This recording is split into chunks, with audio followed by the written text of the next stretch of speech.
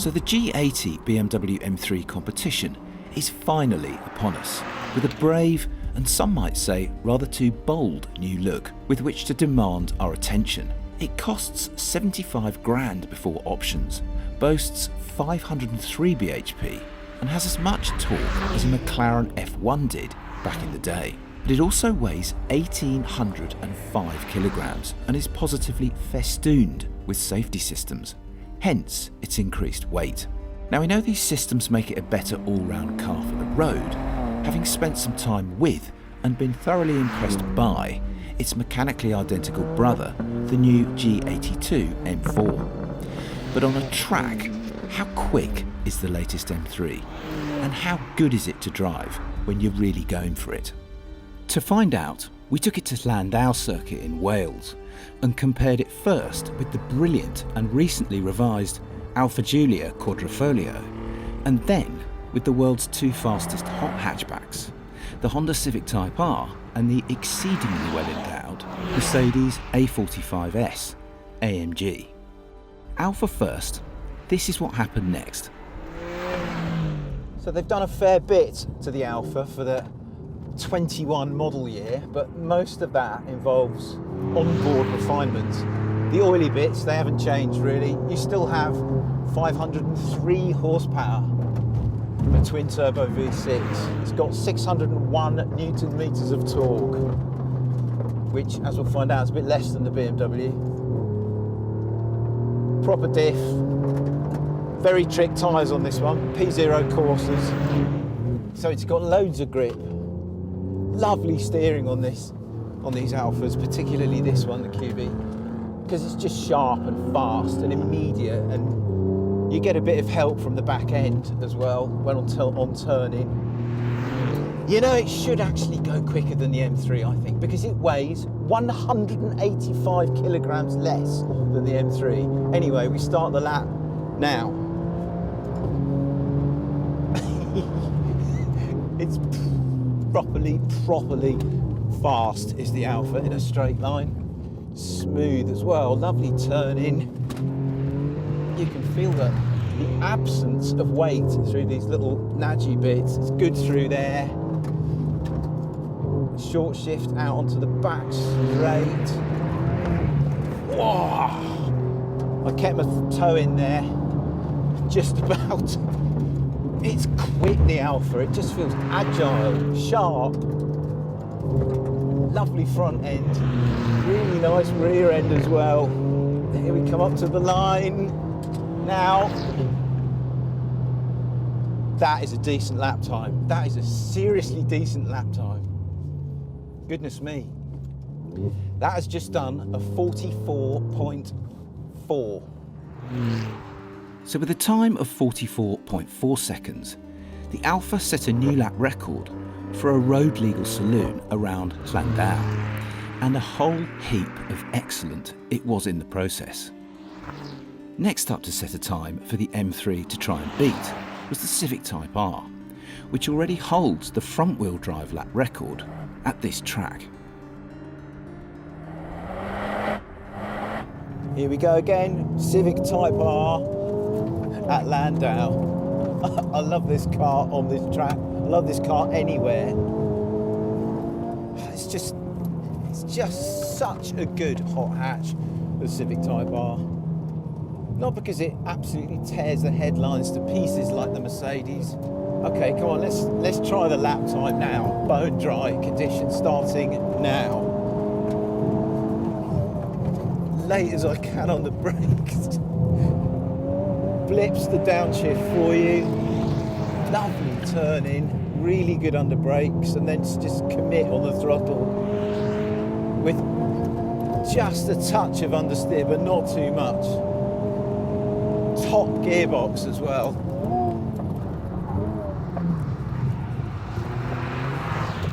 Oh. It's just so good on those direction changes. A little bit of power understeer there, but it hangs on so well through this last corner, and the lap time stops there. Blimey, that's fast for a hot hatchback. 45.6. That's a very quick time from the Civic, but still nowhere near as fast as the Alfa. This was due mostly to the Quadrifoglio's massively bigger arsenal down the straight, but also because of its traction, which is incredible. So that just left the AMG to step up and set a time for the M3 to aim at. 56,000 quid for a hatchback. It's getting a bit potty, that, but it's a serious piece of equipment, is the A45 AMG S. 414 bhp. It's obviously four-wheel drive. I'm not sure even AMG could successfully put that lot, and 500 newton meters through the front wheels. So yeah, it's four-wheel drive.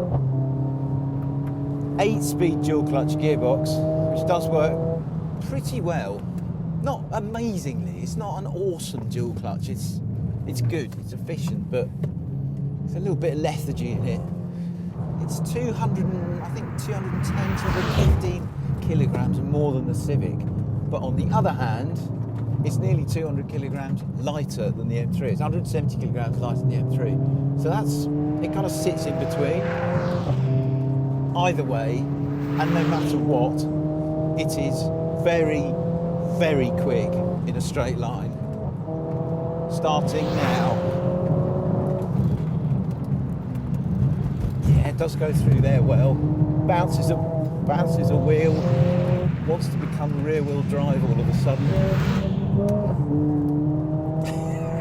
That's nice. That's really nice through there. It kind of squats and then really goes. Almost feels rear-wheel drive through there. Keep it nice and neat through the chicane. Yeah, you can feel the weight, and you have to manage it. You've just got to. Oh, it's pretty good, you know. It's pretty flipping good. The lap time is there. Wow, 44.9 seconds. The AMG was clean and quick around the lap, and it had a ton of traction to go with its monstrous grip and acceleration. But still, it couldn't quite match the Alfa to become the car for the M3 to beat, even though it did just about dip below 45 seconds. Finally then, it was time for the M3 to stand up and be counted. How quick could it go?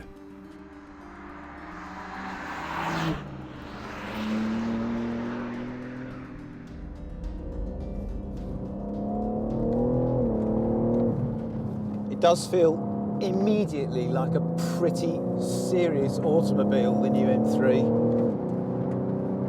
It feels firmer and more track orientated straight away. The ride, I mean, obviously I've got everything dialed right up to 11 and all the driver aid systems switched off, so I'm on my own. It is definitely quicker if you switch everything off, assuming you kind of know what you're doing, which I hope I do. This weight advantage that the Alfa has on paper, and it is massive, 185 kilograms. That's ridiculous. That's only half a Caterham. It doesn't really manifest itself on the track. In fact, blindfolded, or if you weren't told, I think you'd think that the M3 is the lighter of the two. It's bizarre. It masks its weight really well. This motor is also a right weapon. Brilliant throttle response when you put it in the right setting. And you kind of, once you're rolling, you can't really tell it's turbocharged at all. Very, very trick diffs, trick settings within those diffs.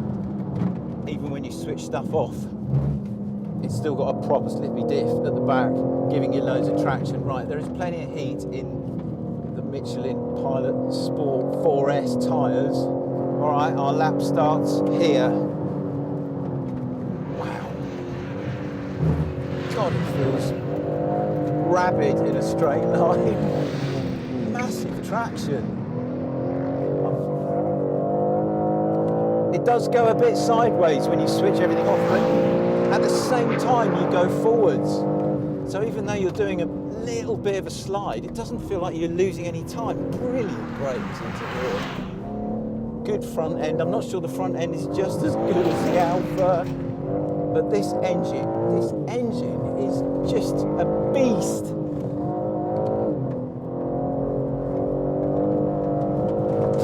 Wow, this thing is quick.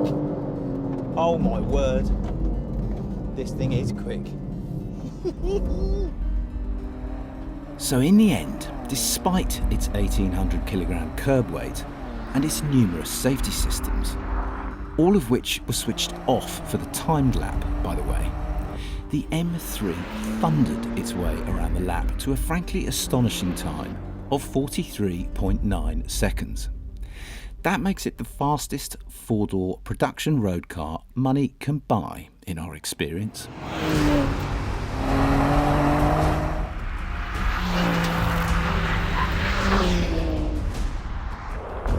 The fact that it beat the identically powered but 180 kilogram lighter Alfa by half a second and completely demolished the hot hatchbacks in the process proves just how capable this new M3 really is. Because if anything, it's even better to drive on the road than it is on the track. The next C63 AMG will need to be something very special indeed if it is going to get anywhere near this car. But until then, the new M3 and its coupe brother the M4 are very much king of the hill.